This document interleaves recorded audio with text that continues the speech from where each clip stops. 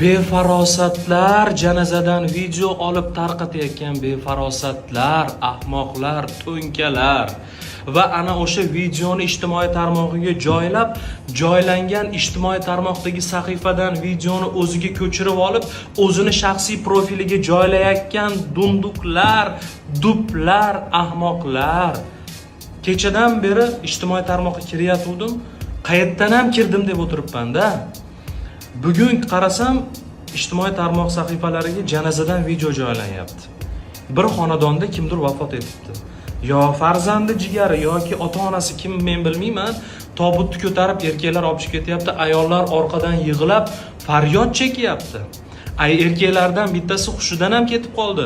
Uni ko'tarib chekiga olishyapti.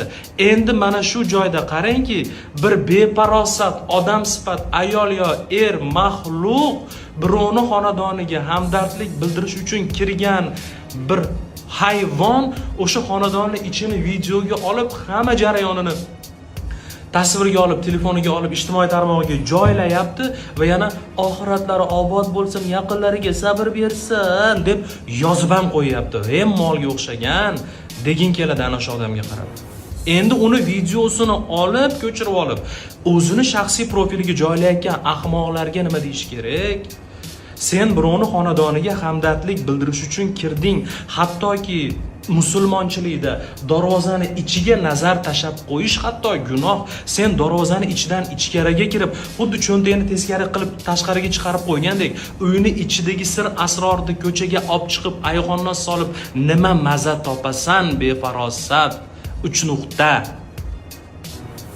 Nima qilasan birovni xonadoniga hamdardlik bildirish uchun kirib, ana o'sha joydagilarni aziyatini videoga olib uyingdagilarga ko'rsatasanmi?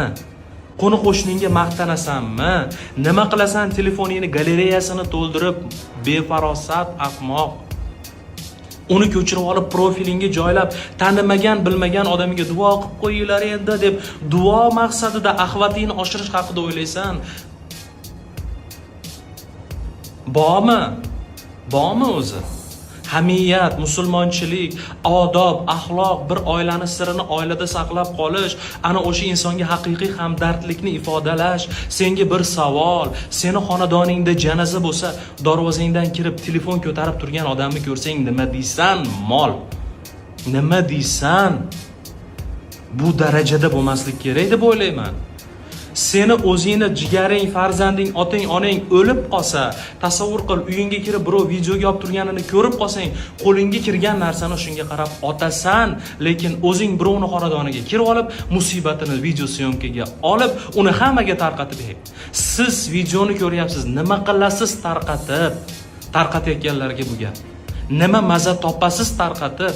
Kimligini ham bilmaysiz, nima bo'lib o'lganini ham bilmaysiz. Izohga kirsangiz, kommentariyaga nima bo'lib o'libdi, kim o'libdi, qanday bo'libdi qilib o'tirasiz xolos-ku.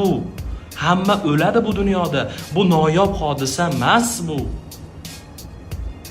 Yaqinim o'lib qoldi, do'stim o'lib qoldi qilib yig'lab, do'stini alamidan, achchig'idan ko'ziga yosh olib, yana shu orada video syomka qilishga ham ahli yetyapti, ulguryapti shu odamlar.